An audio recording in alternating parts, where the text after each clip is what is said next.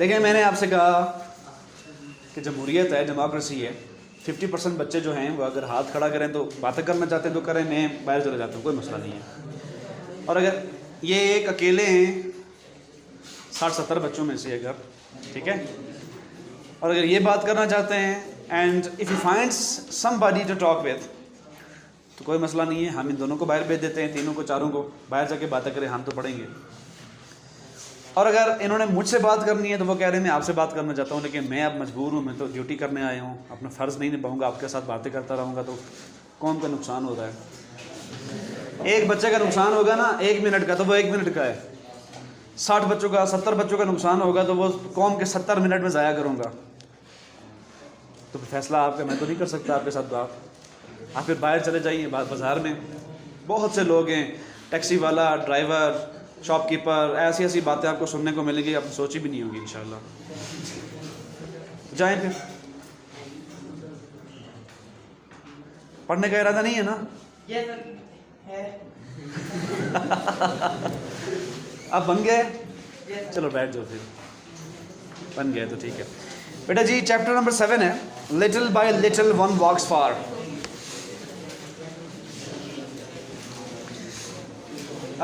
Lights on करना जरा।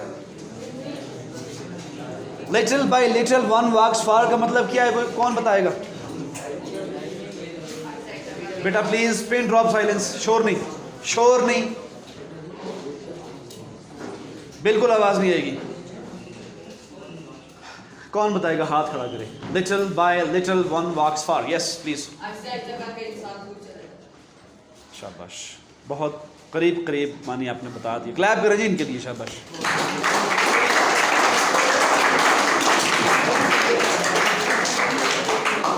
और कोई इससे बेहतर बता सके, little by little one walks फार। इसका लफ्ज़ी तर्जमा आपको बता देता हूँ। लिटिल बाय लिटिल, थोड़ा थोड़ा करके, वन कोई भी शख्स, वॉक्स फार दूर चलता जाता है, थोड़ा थोड़ा करके। इंग्लिश में कहा जाता है distance of miles begins from first step. मीलों का सफ़र पहले कदम से शुरू होता है। ये उसी झैल में, उसी की कबील का एक एक्सप्रेशन है, little by little one walks फार, कि एक शख्स जो है वो आहिस्ता आहिस्ता करके तरक्की करता है। इसको आप ये भी कह सकते हैं कि ज़िंदगी में कामयाबी आहिस्ता आहिस्ता ही मिलती है। और आहिस्ता आहिस्ता का मतलब ये होता है कि आप फ्रॉम क्रेडल टू ग्रेव सीखते रहते हैं, खा वो नॉलेज हो, खा वो हुनर हो, तजुर्बा हो, मुशाहिदा हो। सारी ज़िंदगी आप चीज़ों को देखते हैं, परखते हैं, जांचते हैं, उनके ऊपर अक़ली मुक़द्दमात कायम करते हैं, तो आपको चीज़ों की समझ आना शुरू हो जाती है। आप में से कोई ऐसा बच्चा है जिसको कभी ज़िंदगी में कभी बिजली का करंट ना लगा हो? हाथ खड़ा करे। आपको मैं हैरत अंगेज़ बात बताऊंगा आज। कोई ऐसा बच्चा जिसको ज़िंदगी में कभी बिजली का करंट फील ही ना हुआ हो?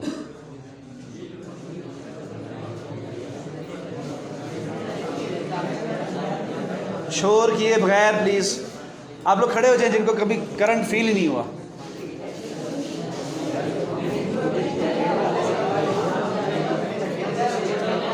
मैं आपको, अगर आप शोर नहीं करेंगे, सुने बेटा, ये बहुत बुरी बात है ना।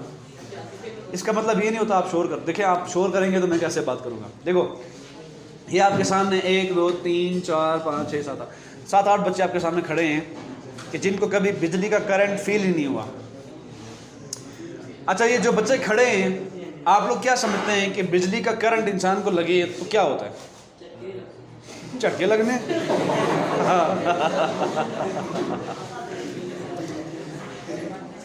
आखिर ठीक है, झटके लगने हैं।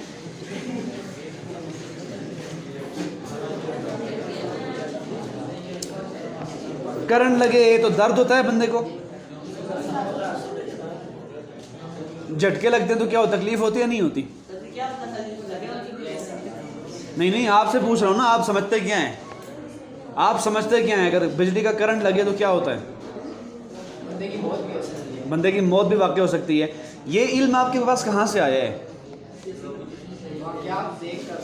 हाँ, ये चीज़ होती है। असल में मैं यही चीज़ें आपके सामने कंफर्म करना चाह रहा हूँ। इन्होंने कहा कि मौत भी वाक़ई हो सकती है, लाजिम नहीं हमेशा मौत ही वाक़ई हो, हल्का करंट भी होता है, ज़्यादा एम्पियर है तो ज़्यादा करंट लगेगा। साइंस वाले बच्चे बैठे हैं, अगर एम्पियर या उसकी वोल्टेज या उसका पोटेंशियल डिफरेंस ज़्यादा होगा तो आपको उसका जो करंट है वो ज़्यादा फील होगा, और उसी से अगर वो वोल्टेज उसकी ज़्यादा हो जाए तो आपकी मौत भी वाक़ई हो सकती है।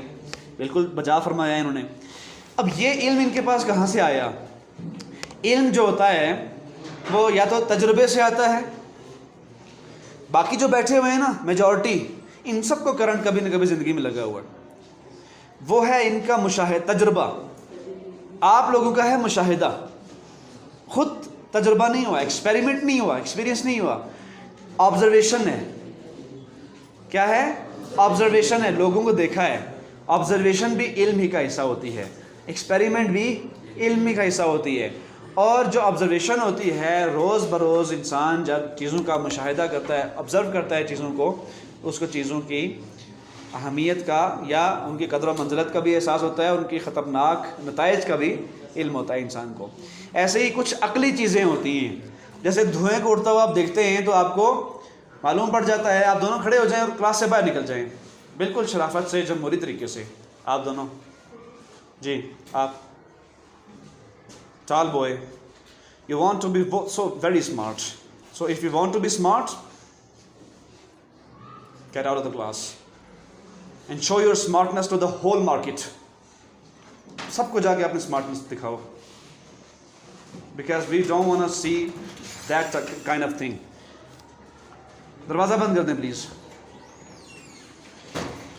समझ आ रही है जी? तो ये जो एक्सपेरिमेंट होता है, या ये जो ऑब्जर्वेशन होती है, या ये जो अक़ली मुकदमात होते हैं, ये इल्म होता है। अब little by little one walks far का मतलब ये है कि जब आप किसी चीज़ का एक्सपीरियंस करते हैं तो ये याद रखिएगा, जितना करंट के बारे में इन लोगों का जो बैठे हुए हैं अच्छा नॉलेज होगा, उतना आपके पास कभी भी नहीं हो सकता। सिर्फ ऑब्ज़र्व करना, यानी सबसे कमज़ोर मुकदमा होता है सुना सुनाया, उसके बाद उससे तगड़ा होता है देखा हुआ, और उससे भी तगड़ा होता है कि उस चीज़ को आपने खुद एक्सपीरियंस किया है, प्रैक्टिस किया हुआ उसको। ठीक है, नॉलेज बाय प्रैक्टिस आपके पास आया हुआ है। तो ये little by little one walks far का मतलब ये है कि जब इंसान खुद किसी रास्ते पर चलता है, सारी ज़िंदगी आप ड्राइविंग सीट पर बैठे रहें, गाड़ी ना चलाएं और साथ में बैठे रहें ड्राइवर के, तो आप कभी भी ड्राइविंग नहीं सीख सकते सिर्फ देख कर, जब तक आप खुद नहीं चलाएंगे। सारी ज़िंदगी क्रिकेट के मैचेस देखते रहें, बिल्कुल ग्राउंड में जाके, पिच में जाके देखें, फिर भी आपको खेलनी नहीं आ सकती जब तक आप खुद नहीं खेलेंगे। So this is called self experience. तो ये जो इंसान का सफ़र होता है, इसमें इंसान को गाइडेंस भी चाहिए होती है, इंसान को रहनुमाई भी चाहिए होती है, उसको ब्रीफिंग भी चाहिए होती है, उसको नॉलेज भी चाहिए होता है, उसको एक्सपीरियंस भी चाहिए होता है। शुरू में तो एक्सपीरियंस लोगों का चाहिए होता है, लोगों का बयान चाहिए होता है कि मैंने ये सफ़र किया है, मुझे मालूम है कि रास्ते में क्या क्या आता है। यहाँ से मैं पिंडी से लाहौर तक, लाहौर से मुल्तान, कराची, फैसलाबाद में गया हूँ, मुझे पता है कि रास्ते में कौन कौन से मुकामात आते हैं। ये आपके पास फर्स्ट हैंड नॉलेज आ गया। उसके बाद आपने असल में उस रास्ते पर खुद सफ़र करना है। तो प्रायर नॉलेज किसी हद तक होना चाहिए। ऐसे ही आपने लाइफ में आगे बढ़ना है तो आपकी करियर काउंसलिंग होती है। करियर काउंसलिंग का मतलब ये है कि आपको माहिरीन बताते हैं, या एक्सपर्ट्स बताते हैं, या असातिज़ा बताते हैं, काउंसलर्स बताते हैं कि आप ज़िंदगी में मुख्तलिफ़ राहें इख्तियार कर सकते हैं। ये रास्ता भी कामयाबी की तरफ जा रहा है, वो रास्ता भी कामयाबी की तरफ जा रहा है। बहुत से रास्ते हैं, उन रास्तों पर कौन कौन से मोड़ आते हैं और कौन कौन सी मंजिलें आती हैं, उसके लिए आपको कौन कौन सा साजो सामान या ज़्यादा राह लेकर जाना है। अगर आप वकील बनना चाहते हैं, अगर आप पायलट बनना चाहते हैं, अगर आप टीचर बनना चाहते हैं, तो आप क्या करेंगे?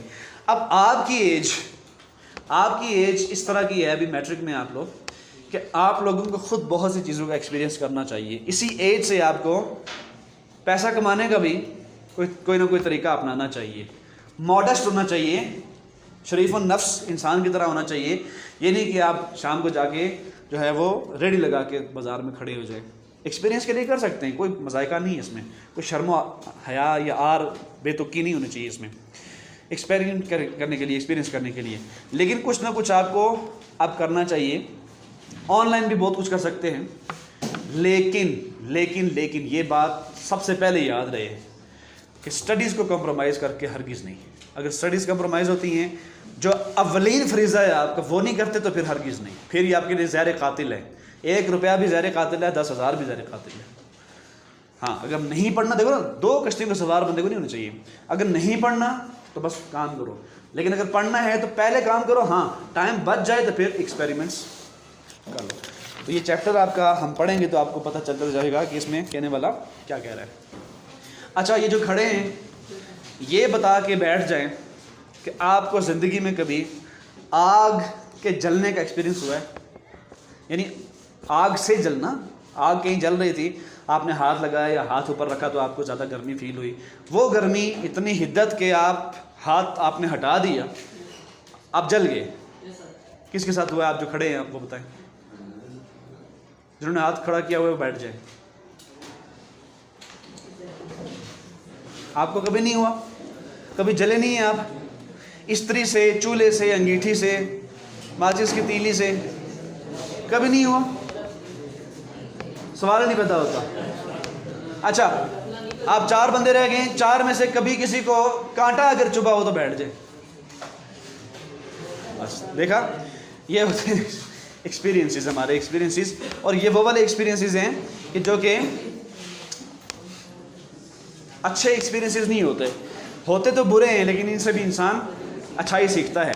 हकीम लुकमान से किसी ने पूछा था ना, हकीम लुकमान एक बहुत बड़े हकीम गुजरे हैं, और वो वाले हकीम नहीं जो पक्कियाँ बेचते हैं। हकीम का असल मतलब ये होता है जिसके पास विजडम होता है, हिकमत जिसके पास होती है, नॉलेज होता है, बहुत गहरा नॉलेज होता है। उनसे किसी ने पूछा था कि आपने अदब कहाँ से सीखा? तो उन्होंने कहा था मैंने बेअदबों से सीखा। तो उनसे पूछा गया कि आपने बेअदबों से कैसे अदब सीख लिया? तो उन्होंने कहा कि जो काम उन्होंने किए मैं उनको देखकर समझ गया कि ये असल में अच्छे काम नहीं है, ये करने वाले काम नहीं है, ये रुक जाने वाले काम है। तो वो कहते हैं ना कि बेवकूफ़ गलतियां कर करके सीखता है और समझदार दूसरों की गलतियों से सीखता है। तो जो गलती हो ही जाती है इंसान से, इंसान तो खता का पुतला है, लेकिन कोशिश करनी चाहिए कि एक तो लॉन्ग रन लंबी रेस का घोड़ा बनना है।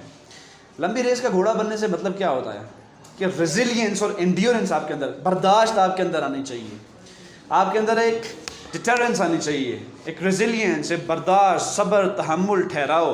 क्योंकि ठहराव भी असल में इंसान की शख्सियत के लिए बहुत लाजमी चीज़ है। एग्रेशन भी बहुत है, जारहियत, गुस्सा भी असल में अच्छी चीज़ होती है, बुरी चीज़ नहीं होती।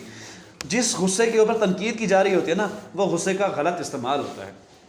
वरना एक मुजाहिद भी जब लड़ रहा होता है तो असल में गुस्से ही का इज़हार कर रहा होता है, लेकिन वो बिल्कुल जायज़ और बिल्कुल ठीक, सही वक्त पे, सही मौके पे, सही तरीके से गुस्से का इज़हार कर रहा होता है।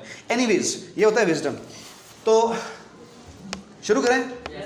ये जहन में बातें हैं आपकी जो मैंने अभी आपको बताई हैं। शॉर्टकट मारने की जो होती है ना, प्यास के मैं शॉर्टकट मार के अमीर बन जाऊँ, कामयाबी हासिल कर लूँ, वो ठीक नहीं होती। हाँ, शॉर्टकट अगर स्मार्ट तरीके से आप लेते हो, स्मार्टनेस होती है। देखो, सारी दुनिया कहती है हार्ड वर्क करना चाहिए, हार्ड वर्क करना चाहिए, इसमें कोई शक नहीं है, लेकिन बेवकूफ़ों वाला हार्ड वर्क नहीं करना चाहिए। मिसाल के तौर पर आपको पत्थर उठा के लाने हैं 10 किलोमीटर दूर से, बड़े बड़े बाउल्डर्स हैं, तो 2 तरह के लोग, एक मेहनती होगा, मजदूर किस्म का बंदा होगा ना, तो वो क्या करेगा, क्योंकि उसके मेहनत करने की आदत पड़ी हुई है, वो एक एक पत्थर उठाएगा और लाता जाएगा, ढोना शुरू हो जाएगा, मालूम नहीं उसको कितने दिन लग जाएंगे, मेहनत लगेगी। दूसरा बंदा जो स्मार्ट वर्क करने का आदी होगा, जहन से सोचेगा, तरकीब लड़ाएगा, टेक्निक, वो क्या करेगा, वो पहिया ईजाद करेगा, लकड़ियाँ जोड़ेगा, एक छोटी सी गाड़ी बनाएगा, उसके ऊपर लाद के, ना उसकी मेहनत लगेगी और ना ज़्यादा टाइम, थोड़े वक्त में कम मेहनत करके। इसको कहते हैं एफिशिएंसी। आप साइंस में पढ़ते होंगे, फिजिक्स में। एफिशिएंसी किसको कहते हैं? जब आउटपुट इनपुट से ज़्यादा होती है तो मशीन एफिशिएंट होती है, ये पढ़ा है ना। तो इसको कहते हैं स्मार्ट वर्क। स्मार्ट वर्क एक अलग चीज़ है, लेकिन ग्रीड में, लालच में और हिर्स में ऐसा तरीका अपनाना जिससे दूसरों की हक तलफी होती हो और आप गैर अखलाकी तरीके इस्तेमाल करके कामयाबी हासिल करना चाहते हो, वो होता है शॉर्टकट। आम अंदाज में जो कहा जाता है, यार शॉर्टकट नहीं मारना, तो वही स्मार्ट वर्क वाली शॉर्टकट नहीं होती। ये तो बहुत अच्छी चीज़ होती है। जैसे मैंने गुस्से के बारे में कहा ना, गुस्सा अपने आप में गलत चीज़ नहीं है, उसका गलत इस्तेमाल गलत चीज़ होती है। तो अब इसके बारे में हम पढ़ेंगे कि ये बच्चा है वो अपने एक्सपीरियंसेस, आप ही की एज का बच्चा है, 2 साल बड़ा होगा आपसे, वो अपने ज़िंदगी के एक्सपीरियंसेस शेयर कर रहा है। कहता है The last couple of years have been a long bumpy ride for me as they have for everyone of my age. गुज़श्ता साल मेरे लिए एक बम्पी राइड की तरह रहे हैं, एक ऐसे सफ़र की तरह कि जिसमें ज़्यादा गड्ढे होते हैं। सफ़र करने हो ना सारे सफ़र जब बंदा करना तो खड्डे अच्छे रास्ते रोड पट्टी हुए खड्डे वे बड़े बड़े झटके लगने ना तो सही पहला लगने वे पेन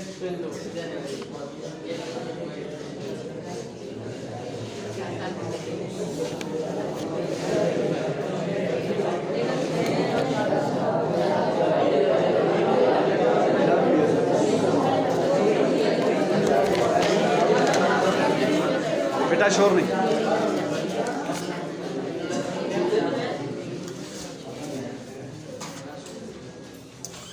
खड्डे वे तो झटके लगने माड़ा पुत्र तुसें लगने ना ज़्यादा है अब्दुल मालिक तुसें वैसे भी लगने चाहिए झटके लगने ना तो फिर सफ़र इंसान ना डिस्टर्ब होना सेहत भी डिस्टर्ब होनी भी टाइम भी ज़्यादा बदलने लगना। ये अगला आना कि पिछले जो माड़े साल ऐसे ना वो झटके माड़ी इस तरह माड़ा सफ़र गुजरा कि जो खड्डे वाले रोड पर इंसान सफ़र करना पाता कदे इत्थे रुकीगा तो कदे उत्थे रुकीगा। तो बल्कि मैं भी इस गल लेट आया कि साड़ी गड्डी 2 जगह खराब हो गई सी तो एवें उसी झटके लगने से बगैर वजह से चक्कर रचने से गड्डी भी चक्कर रचने खड्डे बगैर चक्कर रचने। As they have for every one of my age, जैसे कि इस तरह का सफ़र कमो बेश मेरी उम्र के हर एक बंदे के लिए होता है। यानी बार बार इंसान कोशिश करता है फिर रुक जाता है फिर कोशिश करता है फिर रुक जाता है। तो बम्पी राइड का मतलब ये बम्पी यानी बम्प्स हैं, ऐसे बम्प्स हैं रोड के अंदर गड्ढे पड़े हुए हैं या एलिवेशन डिप्रेशन है, बाज़ जगह से उभरी हुई है रोड और बाज़ जगह से बैठी हुई है। तो वो जो राइड होती है उसको कहते हैं bumpy ride. The experiences must be different, but everyone has gone through many of the same teenage circumstances as I have done. The experiences might be different. Might be का मतलब होता है हो सकते हैं, ठीक है। ये वाले experiences या ये वाले जो तजुर्बात हैं ये मुख्तलिफ हो सकते हैं, might be different, but everyone has gone through many of the same teenage circumstances. लेकिन हर एक शख्स इसी तरह के टीन एज एक्सपीरियंसेस से या हालात से, सर्कमस्टेंसेस मीन्स हालात से गुजरा होता है। सर्कमस्टेंसेस मीन हालात से। टीन एज किसको कहते हैं? आप ये एक प्यूबर्टी होती है जो 11 साल से लेकर कमोबेश 19 साल राउंड अबाउट 11, 12, 13, 19, 17, 18, 19 ये असल में टीन एज होती है। तो ये टीन एज जो होती है इसमें इंसान के लहू में हिद्दत होती है, गर्मी होती है और उसके अंदर एक एग्रेशन होता है, उसकी आंखें बाज़-औक़ात अंधी हो जाती हैं। ये वो उम्र होती है कि जिसमें आप कह सकते हैं फायरी एज होती है। इसमें इंसान के अंदर एक आग होती है, वो अच्छे से अच्छा काम भी कर लेने की बहुत खूबसूरत सलाहियत रखता है और बुरे से बुरा काम भी अगर करेगा तो वो सबसे बढ़ के करेगा। इसलिए कि इस एज में इंसान की जो डेवलपमेंट होती है उसकी 11 साल से लेकर 14-15 साल तक तो असल में वो एज होती है कि जो आपके बिल्कुल बचपन से बिल्कुल आपके टॉडलर आप होते हैं, छोटे से किड होते हैं, तो वहाँ से आपकी जो अफजाइश होती है, फिर आप अंडर ग्रोथ होते हैं, फिर ग्रोइंग चाइल्ड होते हैं, फिर उससे बॉय बनते हैं, फिर एडोलेसेंस में यानी आप बलूगत में जब जाते हैं तो वो उम्र होती है 12, 13, 14, 15 साल के जिसमें आप फुली ग्रोन होना शुरू कर देते हैं। आपका कद काठ भी बढ़ता चला जाता है, आपकी आवाज़ में भी बदलाव आता है, ठीक है। आपकी और बहुत सी फिजियोलॉजिकल, फिज़िकल, साइकोलॉजिकल और मेंटल जो है इंटेलेक्चुअल तब्दीलियाँ आपके अंदर आती हैं। तो ये वो एज होती है कि जिसमें इंसान टेंशन से बिल्कुल आज़ाद होता है। उसके लिए मुस्तकबल जो होता है वो बिल्कुल खूबसूरत तरीन अगर मुस्तकबल किसी के लिए होता है तो वो इस एज के लोगों के लिए होता है। वैसे तो सभी के लिए होता है, उम्मीद पर दुनिया कायम है, लेकिन इस एज में इंसान को ना माजी का कोई पछतावा, यानी एक जन्नत में रह रहा होता है। जन्नत की भी ताबीर क्या है कि वहाँ ना कोई खौफ होगा ना कोई गम होगा। तो खौफ जो होता है ना, खौफ वो एंग्जाइटी को कहते हैं, उसका ताल्लुक आपके मुस्तकबल या फ्यूचर से होता है। और जो गम होता है ना, हुज़न जो होता है, वला खौफुन अलैहिम वला हुम यहज़नून, और जो खौफ होता है उसका ताल्लुक़ आपके माजी से होता है या हाल से होता है, असल में किसी चीज़ का गम होता है और उसको डिप्रेशन कहते हैं। ये होता है डिप्रेशन माजी या हाल का, और एंग्जाइटी का ताल्लुक़ आपके फ्यूचर से होता है। यही टेंशनें होती हैं लोगों को। ये तीन ही ज़माने उर्दू ग्रामर के लिहाज से या इंग्लिश के लिहाज से। अब अगर तीनों की टेंशन बंदे को ना हो, ना कोई खौफ हो ना कोई गम हो, तो वो एक किस्म की जन्नती में रह रहा है ना। कोई गम नहीं है बच्चे को क्या गम है? अभी दुनिया देखी ही कहाँ है, ठीक है। और खौफ है ही नहीं, फ्यूचर जो है वो बिल्कुल ब्राइट नज़र आ रहा है, हर तरफ से लाड प्यार है, हर तरफ से सपोर्ट भी मिल रही है। लेकिन इस उम्र में जो आदतें बन जाती हैं ना, बहुत रासिख हो जाती हैं इंसान की। जो स्टडी हो जाती है, हाफिज़ा बहुत तेज़ होता है। यही वजह है कि छोटे बच्चों को लोग मदरसों में डालते हैं कि वो वहाँ पे हिफ्ज़ कर लें, इसलिए कि तख्ती खाली होती है, कुछ भी लिखा होता है वहाँ पे। तो हाफिज़ा, यादाश्त, रिटेंशन, मेमोरी बहुत तेज़ होती है इसमें। अब बिल्कुल कोरे कागज़ की तरह होता है बंदा एक्सपीरियंसेस के लिहाज से, लेकिन चूँकि नाइव भी होता है, जुवेनाइल भी होता है, कम अकल भी होता है, कम फहम भी होता है, ठीक है, लाउबालीपन होता है उसके अंदर, तो इसलिए वो गलतियाँ भी ज़्यादा करता है। लेकिन खुशखबरी की बात यह है कि इंसान सीखता बहुत ज़्यादा है गलतियों से। Trial and error. अगर कोई शख्स ये कहता है कि मैंने कभी गलती नहीं की, वो गलत कह रहा है, वो झूठ कह रहा है, ठीक है। यूँ तो नहीं है कि आप जानबूझ के गलतियाँ फरमाना शुरू कर दें, चूँकि सर ने कहा था गलती करनी है, बंदा गलती से सीखता है। लेकिन अगर आप गलती करके सीख रहे हैं तो उस सीख से अच्छी सीख कोई नहीं होती, और एक बहुत अच्छी लर्निंग है, इसलिए कि वो लर्निंग है कि जो बेअदबू से सीखी है। जैसे आपने गलती करके बंदे को मालूम पड़ जाता है कि ये वो रास्ता है कि जिस रास्ते की तरफ नहीं जाना। अब हम लोग कोई सुरखाब के पर लेकर पैदा नहीं हुए, आपके असातिज़ा या आपके वालिदैन। हम लोग किस वजह से आपको नसीहत करते हैं? इसलिए कि हमारे पास ये दो ही चीज़ें होती हैं, या तो वो नॉलेज होता है जो हमने किताबों में पढ़ा होता है, या जो इल्म हासिल किया होता है, या जो तजर्बे मुशाहिदे से, या फिर वो दूसरी चीज़ है जिसको आप एक्सपीरियंस कहते हैं। हम लोगों के पास यही चीज़ होती है। इसीलिए हमारे इस्लाम में भी बड़ों की इज़्ज़त करने के लिए कहा गया है कि उन्होंने तुमसे ज़्यादा उम्र देखी हुई है, तुमसे ज़्यादा लोगों को देखा है, तुमसे ज़्यादा दुनिया को देखा हुआ है, तुमसे ज़्यादा अकल रखते हैं, तुमसे ज़्यादा शऊर रखते हैं, तुमसे ज़्यादा इल्म रखते हैं। ये वजूहात होती हैं अखलाकी तौर पे बड़ों की इज़्ज़त करने के लिए। तो ये इल्म जो होता है ना, ये बड़ी कदर की चीज़ होती है। अहलियान इल्म की इसलिए लोग कदर करते हैं, वरना कोई शख्स भी ना अपने ख़ानदान के लिहाज से, ना रंग नस्ल के लिहाज से, ना इलाके और कबील के लिहाज से, ना मज़हब के लिहाज से। मज़हब में भी आप हैरान होंगे, मज़हब के तौर पर भी कभी नहीं कहा गया कि कोई मज़हब के मानने वाले जो लोग होते हैं वो बरतर होते हैं, बल्कि ये हाँ इतना ज़रूर कहा गया है कि अल्लाह के नज़दीक, वो भी बंदों के नज़दीक नहीं। यानी मैं ये नहीं कर सकता कि सारी रात में ताजुद पढ़ूँ और दुनिया को कहूँ कि यार मैं चूँकि ताजुद पढ़ता हूँ मेरी इज़्ज़त करो, मैं बरतर हूँ। हाँ, ये अल्लाह के नज़दीक है। जो तकवा वाला होगा वो अल्लाह ताला के नज़दीक ज़्यादा अफजल है। और किस वजह से अफजल है? यानी अल्लाह ताला का कोई फ़ायदा नहीं है, वो अपना फ़ायदा कर रहा है, इसलिए अफजल है नतीजे के एतबार से। तो बहरहाल ये एक्सपीरियंसेस होते हैं जो इस उम्र में होते हैं। एज़ आई हैव डन, जैसे कि मेरे साथ हुआ है। All of them have dealt with them in their own way, लेकिन इन सब ने मसाइल को अपने तरीके से हल किया है या उनके साथ निमटा है। ऑल ऑफ देम, उन सब ने, हैव डेल्ट, निमटा है, विद देम, उनके साथ, यानी उस तरह के सर्कमस्टेंसेस के साथ या हालात के साथ, इन देयर ओन वे, अपने तरीके से, उनका जो अपना तरीका था। As a personal participant in this game, एक ज़ाती शरीक कार की हैसियत से या एक पार्टिसिपेंट की हैसियत से, उम्मीदवार की हैसियत से, वी कॉल लाइफ, कि जिसको ज़िंदगी कहते हैं। ये ज़िंदगी अल्लाह ताला का बहुत अनमोल अतिया है, और ये वो अतिया है कि जो एक दफ़ा मिलता है दोबारा, वालिदैन भी एक दफ़ा मिलते हैं दोबारा नहीं मिलते, रिश्ते भी एक दफ़ा मिलते हैं दोबारा नहीं मिलते।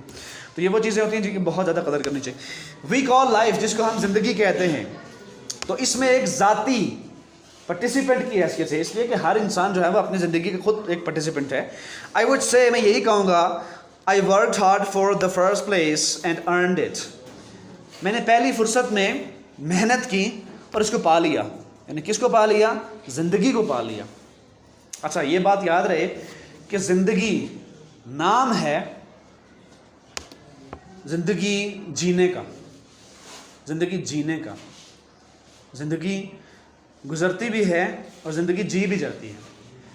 गुज़र तो हर एक इंसान की जाती है, वो ना भी गुजारना चाहे फिर भी गुज़र जाती है। लेकिन ज़िंदगी जीने का मतलब क्या है? ज़िंदगी जीने का हुनर होना चाहिए। अगर कोई मुश्किल पेश आ गई है तो उसमें से निकलने का जज्बा और ताकत और सलाहियत होनी चाहिए। और ताकत हमेशा जिस्मानी नहीं हुआ करती, साइकोलॉजिकल ताकत, नफ्सियाती ताकत, इंटेलेक्चुअल पावर, नॉलेज पावर, ये भी असल में आपकी पावर्स होती हैं। ये भी आपकी कैपेसिटी बिल्डिंग होती है। तो गम से, अलम से, दुख से, नाकामी से, पछतावे से, मुश्किल से, मुशक्क़त से गुज़रना ही असल में ज़िंदगी है। और ज़ाहिर है खुशियों में से गुज़रना कोई मुश्किल नहीं होता। फूलों की सेज पर जाके बैठना और वहाँ पे सो जाना तो मुश्किल काम नहीं होता, वहाँ पे तो हर एक को नींद आ जाती है। लेकिन सूली पे लटके हुए नींद पूरी करना, सूली पे लटके हुए ज़िंदगी का एहसास करना कि आज नहीं तो कल ये अंधेरा छटेगा, रोशनी निकल के सामने आएगी, ये है असल में ज़िंदगी। तो असल में ज़िंदगी ट्रेनिंग का नाम है बेटा। यानी हम में से हर एक को पता है ना कि हमारे वालिदैन ने इस दुनिया से जाना है, बहन भाइयों ने जाना है, हमने जाना है, हमारे होने वाले बच्चों ने जाना है, उनके बच्चों ने, जो नस्ल यहाँ पे जो ज़ीरू आएगा उसने इस दुनिया से जाना है, हम सबको पता है।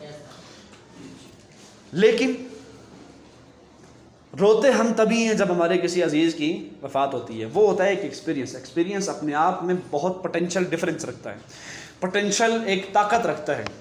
आप पढ़ते होंगे potential energy and kinetic energy. Potential energy वो होती है जो किसी बॉडी में स्टोर होती है, वो किसी भी वक्त यूज़ हो सकती है। आंसू, रोना, ये भी एक एनर्जी का तकाजा करते हैं। एनर्जी ना हो तो इंसान रो नहीं सकता।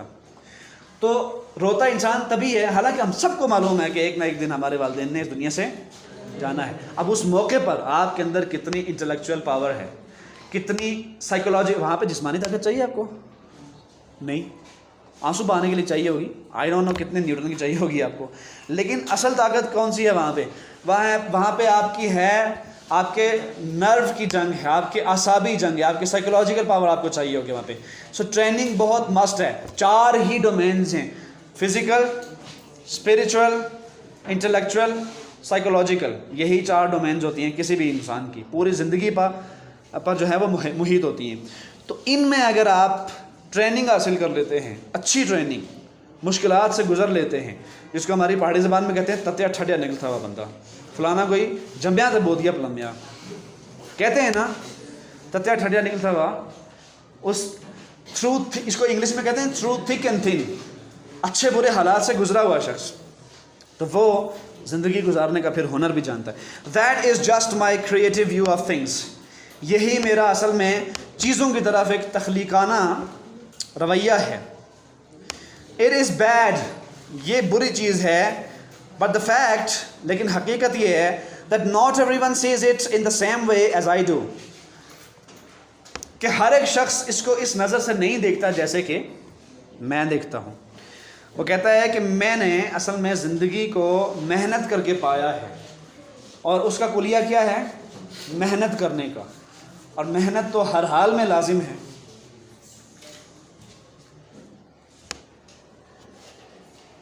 हो सकता है कुछ गलत हो रहा हो, यहाँ पे कुछ और सोच रहे हैं आप, उधर कुछ कोई नज़र आ रही है आपको चीज़, यहाँ से इधर से कुछ नज़र आ रहा हो आपको, हो सकता है कुछ जिन हो यहाँ पे। बुक पर देखें बेटा, बुक पर। जब मैं आपसे बात कर रहा हूँ, आपसे मुखातिब हूँ, तो बेशक आप ऊपर देखें, लेकिन असल में हम ट्रांसलेशन पढ़ रहे हैं, ठीक है ना। As a student, paragraph number 2 है, फिंगर रखें, शाबाश, सारे बच्चे फिंगर रखें जहाँ से पढ़ा जा रहा है। एज ए स्टूडेंट, एक तालिब इल्म की हैसियत से, I am an active participant in academic and को करिकुलर एक्टिविटीज़।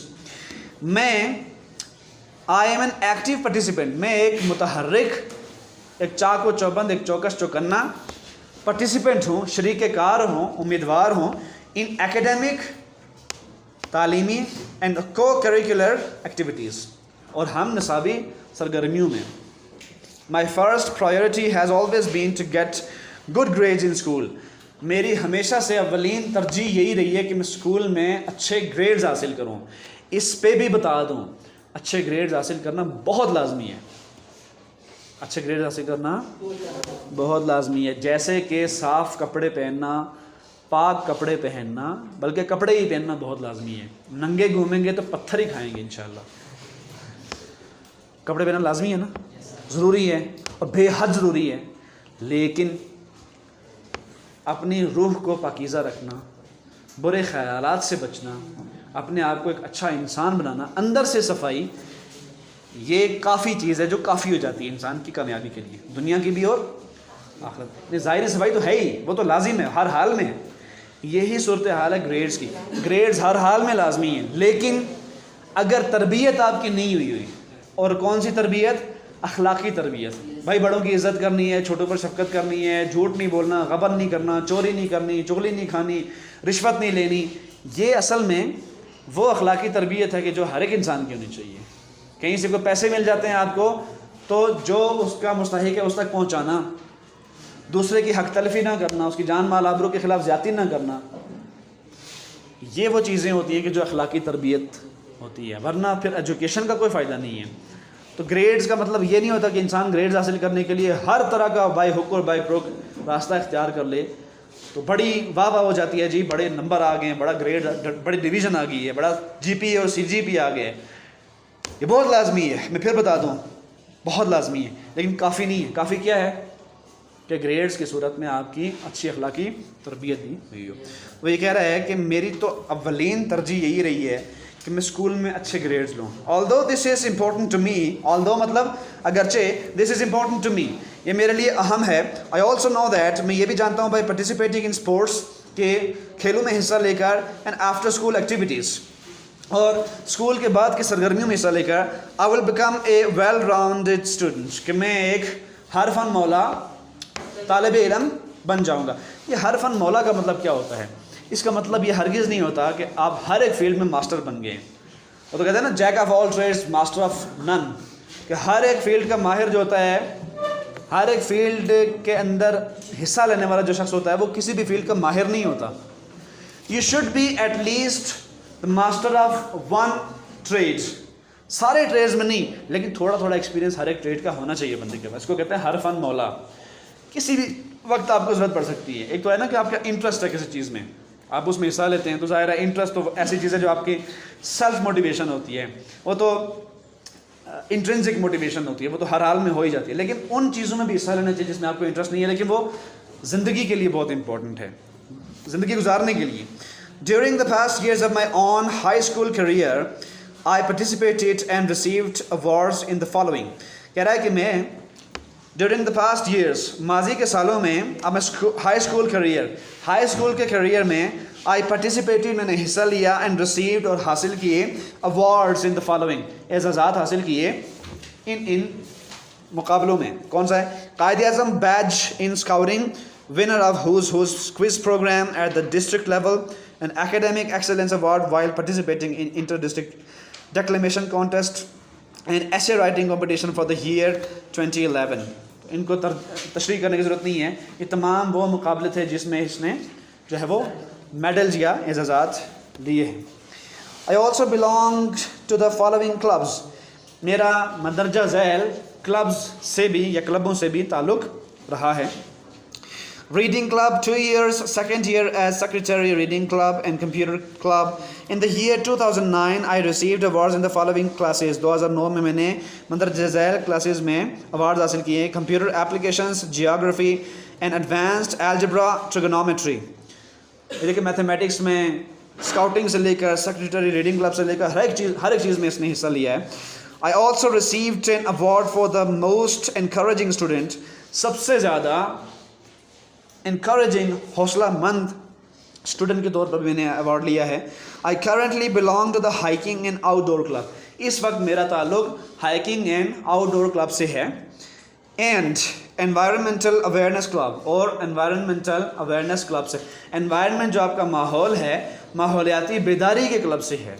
माहौलियाती बेदारी में क्या है कि आपका इकोसिस्टम है, इकोलॉजी है, आपकी हैबिटेट्स हैं, खा वो जानदार हैं, बेजान हैं, जानवर हैं, इंसान हैं, माहौल के ऊपर असरात क्या होते हैं और माहौल के इनके ऊपर असरात क्या होते हैं, इनका एक म्यूचुअल रिलेशनशिप होता है। नेचर होता है, नेचुरल रिसोर्सेज होते हैं, नेचर की जो है वो मेंटेनेंस होती है, और उसको कायम रखना, उसके लिए इक़दामात करना, ये असल में एनवायरमेंटल स्टडीज़ के अंदर आता है। तो हर एक चीज़ में इसने हिस्सा लिया है जो असल में इसके इंटरेस्ट की थी।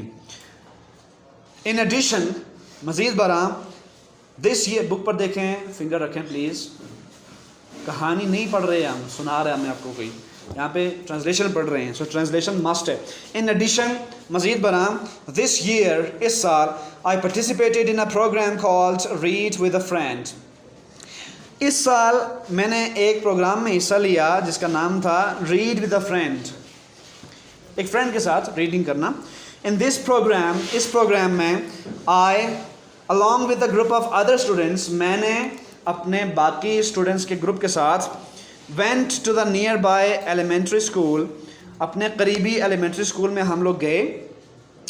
To read a class of students, एक क्लास के स्टूडेंट्स को सुनाने के लिए, क्या सुनाने के लिए, मुख्तलिफ कहानियाँ या पोएम्स या rhymes, from kindergarten to 5th grade, kindergarten से लेकर 5वीं क्लास के बच्चों तक हमने उनको मुख्तलिफ पोएम सुनाई होंगी, जाहिर है कोई ना कोई कहानी सुनाई होगी। इसका मतलब है रीडिंग समथिंग टू समबडी, किसी को कोई चीज़ सुनाना। पैराग्राफ नंबर 3 है, in order to gain an understanding of independence and responsibility I held several summer jobs in the preceding 2 years। In order का मतलब होता है मक्की की वजह से या के मकसद के लिए। In order to gain an understanding, समझ हासिल करने के लिए, किसकी समझ, ऑफ इंडिपेंडेंस, आज़ादी की, एंड रिस्पॉन्सिबिलिटी, और ज़िम्मेदारी की। आई हेल्ड सेवरल समर जॉब्स इन प्रीसीडिंग 2 years। प्रीसीडिंग का मतलब होता है आने वाले, अगले, आमदा, आइंदा। आई हेल्ड सेवरल समर जॉब्स, मैंने बहुत सी समर जॉब भी की हैं जो गर्मियों के अंदर आने वाली काम होते हैं। In the preceding 2 years I also worked to help myself financially in a boarding school. मैंने अपने माली हालत को या अपनी इक़्तिसादी सूरत हाल को मुस्तहकम करने के लिए एक बोर्डिंग स्कूल में भी काम किया है। My first summer job was at the English language centre, मेरी पहली जो जॉब थी वो इंग्लिश लैंग्वेज सेंटर में थी। My second job was at McDonald's, दूसरी जॉब मेरी मैकडोनल्ड्स में थी।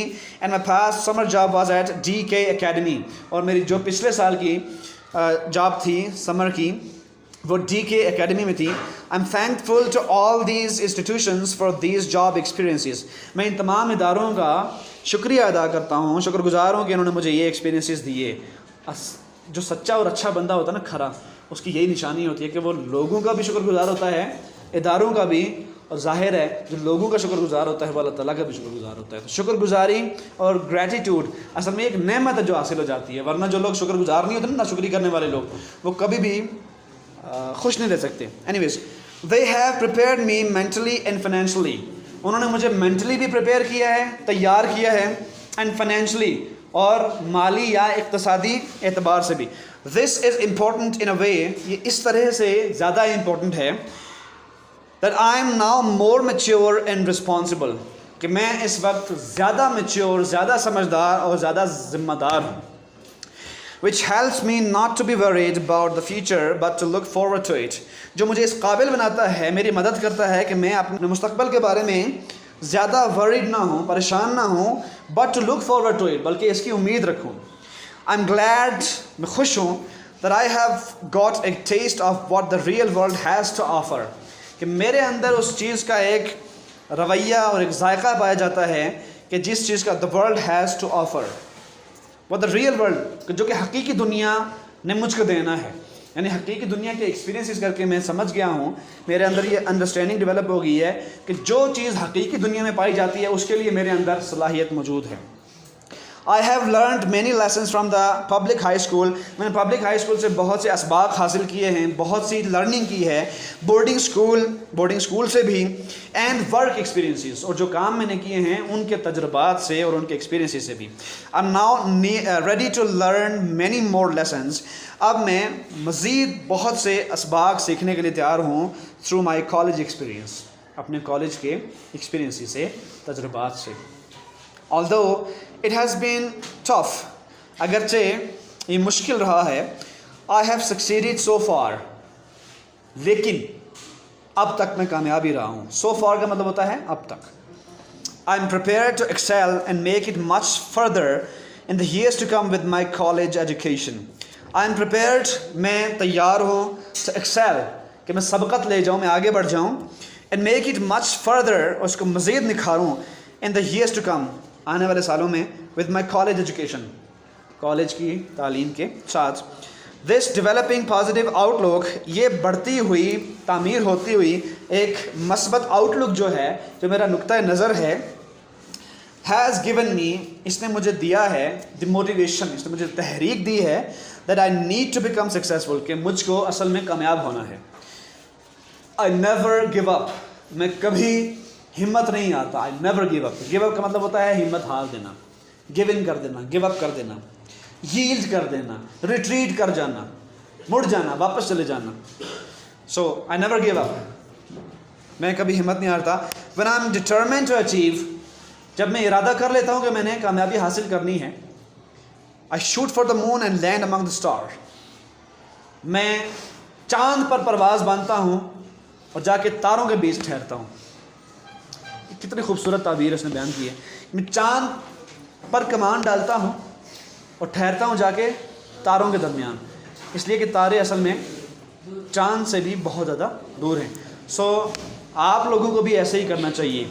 जो शख्स दरख्त की चोटी पर पहुंचने की कोशिश करता है, तो वो चोटी पर ना भी पहुंचे तो दरमियान में या कहीं ऊपर ज़रूर पहुंचता है. लेकिन जिस शख्स की सोच ये हो कि मैंने असल में दरमियान तक जाना है, तो वो नीचे ही कहीं लुढ़कता रहता है. और जो शख्स ये सोचता है कि सारी ज़िंदगी इस दरख्त के साथ टेक लगा के खड़े रहना है, तो दरख्तों का कोई पता नहीं होता, कब तूफ़ान आए और उखड़ जाए, कब आंधी आए उखड़ जाए, कब सैलाब आए बह निकले, कब लैंडस्लाइड हो तो ज़मीन के साथ ही चलता बने. तो दरख्त हो, कोई इंसान हो, किसी के सहारे रहना, किसी के ऊपर डिपेंडेंट रहना, ये नहीं करना. अपने आप को इस काबिल बनाना है. ये जो सबक आप किताबों से सीखते हैं, जैसे मैंने आपको पहले कहा, ये बिल्कुल वही एक्सपीरियंस है जो आपने सुना हुआ कि करंट असल में लगता है तो झटके लगते हैं. लेकिन जिसको लगा हुआ है ना, उसको पता है कि किस तरह के झटके लगते हैं. मेरी बात समझ आ रही है? और उसको तो ज़्यादा पता है जिसको वैसे भी लगते रहते हैं. समझ आ रही है? तो ये जो असबाक होते हैं किताबों में, असल जो रियल वर्ल्ड होती है ना, वो ये आपको चीज़ें खुद ब खुद सिखा देती है. ये वहाँ से सीखने की भी ज़रूरत नहीं पड़ती. मिसाल के तौर पर आपने झूठ बोला. मैं आपको एक इंटरेस्टिंग वाक़या सुनाता हूँ. हम जब स्कूल में थे ना, तो हमारे एक पेन थे, वहाँ पे चपड़ासी थे. जैसे आपके क्लास 4 है ना, बेल बजाने वाले, ऐसे ही वहाँ पे हमारे एक चपड़ासी, और वो ख़ुद अपना वाक़या सुनाया करते थे. ख़ुद अपना वाक़या सुनाया करते थे कि मैंने स्कूल में झूठ बोला और छुट्टी लेके गया कि मेरी बच्ची गिरी है सरनी से और उसकी बाजू टूट गई है. ख़ुद ये बात उन्होंने 20 मरतबा हमें सुनाई है कि मैं एक दफ़ा झूठ बोलिया कि बड़ी निकी सरनी रटाई तो उसने बात रोटी की. कसम खा के कहते हैं, मैं घर पहुंचा तो वाकई भी वो सरनी से गिरी हुई थी, उसकी बाजू टूटी हुई थी. ज़िंदगी में कभी कभी ऐसे भी हो जाए, यानी ज़िंदगी मुख्तलिफ तरीक़ों से सिखाती है.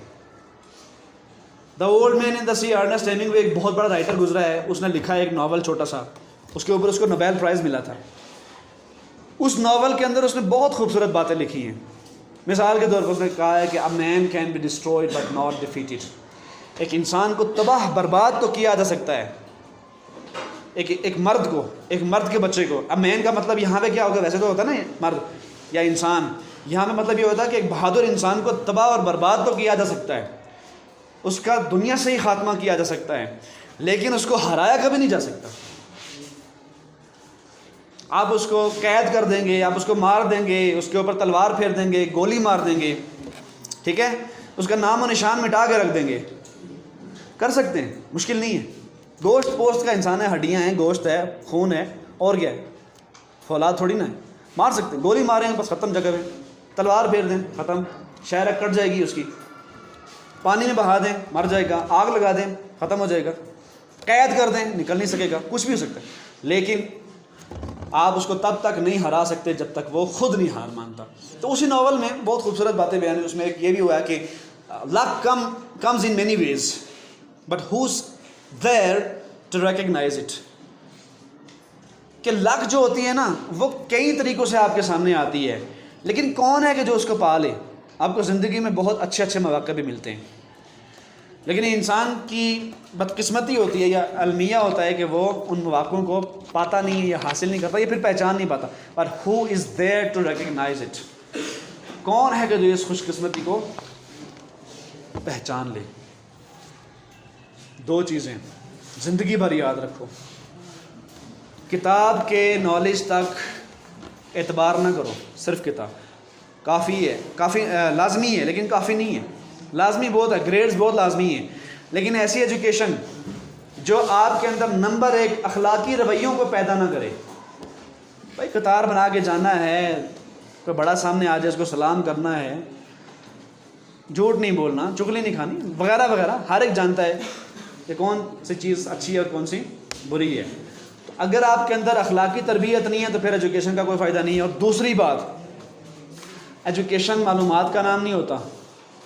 आपको वेलोसिटी की डेफिनेशन आती है, चोट की आती है, आपको आयनाइजेशन एनर्जी का पता है, आपको शील्डिंग इफेक्ट का पता है, आप फिज़िक्स से लेकर केमिस्ट्री से लेकर एंथ्रोपोलॉजी से लेकर सोशियोलॉजी से लेकर आप बॉटनी से लेकर ज़ूलॉजी से लेकर दुनिया का हर सब्जेक्ट आपने पढ़ा हुआ है और आपने गोल्ड मेडल्स लिए हुए हैं, लेकिन सिर्फ मालूमात की हद तक। ना आपको मालूम है कि इल्म को इस्तेमाल कैसे किया जाता है, इसको मुफीद कैसे बनाया जाता है, इसको नाफे कैसे बनाया जाता है, लोगों की फ़लाह के लिए, बहबूद के लिए, वेलफेयर के लिए, बेटरमेंट के लिए, लोगों की अच्छाई के लिए, उनको फ़ायदा पहुँचाने के लिए।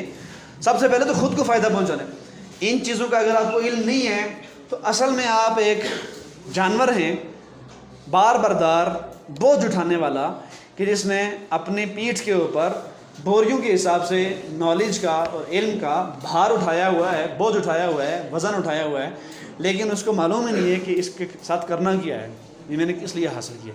तो विज़डम, एक हिकमत आपके अंदर होनी चाहिए। जो कुछ इल्म पास है उसको यूज़ करना है अच्छी तरह से।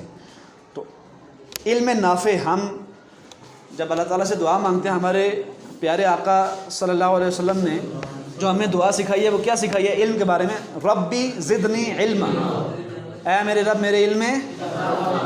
और साथ में एक और दुआ भी सिखाई है कि